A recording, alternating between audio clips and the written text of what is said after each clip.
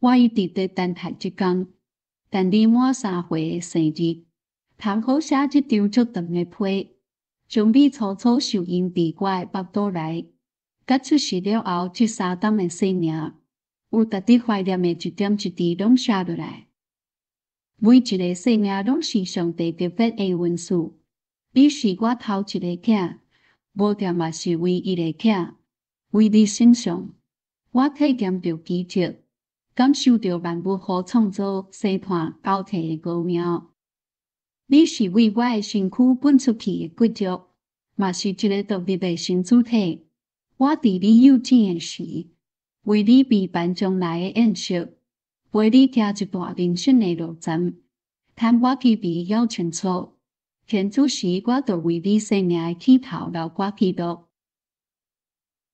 你是在美国密西根州东南的大学城安奥堡东边30多公里的利沃尔区出世的。我转来台湾以前，咱一直住伫安奥堡。安奥堡是5大湖区的小商店，伊美丽朴实恬静，学术甲自由主义的气氛嘛真高。伫60年代，这是新左派学生运动的重点之一。学运领袖汤希顿都是密西根大学出身的，伊有一篇真出名的小暗感宣言，就是伫密西根发表的。百万年来，优美的大自然甲顶那的校舍，滋养着知识青年的理想主义精神。伫海外台湾人运动历史内面，安奥堡嘛捌出现。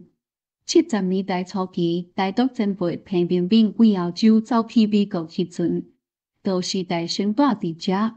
迄当阵，我的4姑林慧婉接受做一个定调，专工去安奥堡帮战役。林是岛民第一个专职工作者。安奥堡台湾同乡会也是伫70年代初期创立。咱的好朋友郑文甲柯永华出真侪力，伊有替安奥堡取一个汉文名，号做安奥堡。另外一个早期台独运动者廖文艺，嘛是伫密西根大学得到博士学位。